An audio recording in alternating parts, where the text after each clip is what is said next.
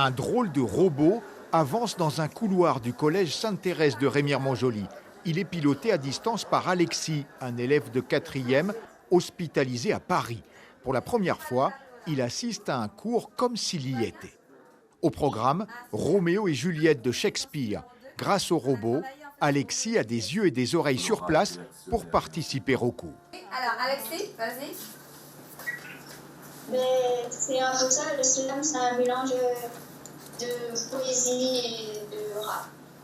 Ça lui permettra d'assister, en fait, d'apprendre les notions et de suivre en même temps que les autres sans accumuler du retard. Et ça lui permet aussi de poser des questions, c'est ce qui était très intéressant. Ça lui permet d'intervenir, de lever le doigt, lever la main, dire ce qu'il pense, donner son avis et ça c'est vraiment super.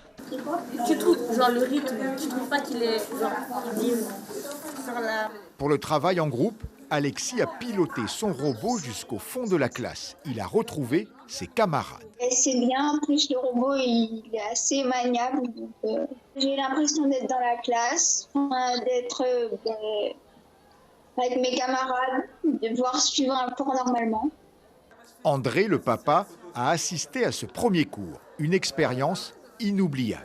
Quand le robot rentre dans la classe, tout le monde était ému, donc imaginez-vous les parents. Et c'est une avancée, et c'est une grande avancée, que ça permet à tous les enfants d'être dans la classe, de garder un lien social, de garder un lien pédagogique. Le robot a été fourni par la PEP Guyane avec le soutien financier de la SARA. Il est déjà très sollicité.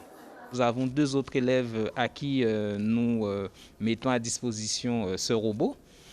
Et effectivement, son utilisation sur notre établissement est déjà optimisée, voire même saturée. Ils sont nombreux dans cette situation, donc je souhaite que les personnalités responsables pour la multiplication justement d'expériences pareilles se mettent à l'œuvre pour le bien-être des enfants malades en Guyane. La machine coûte 18 000 €. Il faudra donc de nombreux sponsors pour permettre à d'autres enfants de Guyane de bénéficier de cette technologie. Un projet innovant dans un collège converti au numérique depuis 7 ans.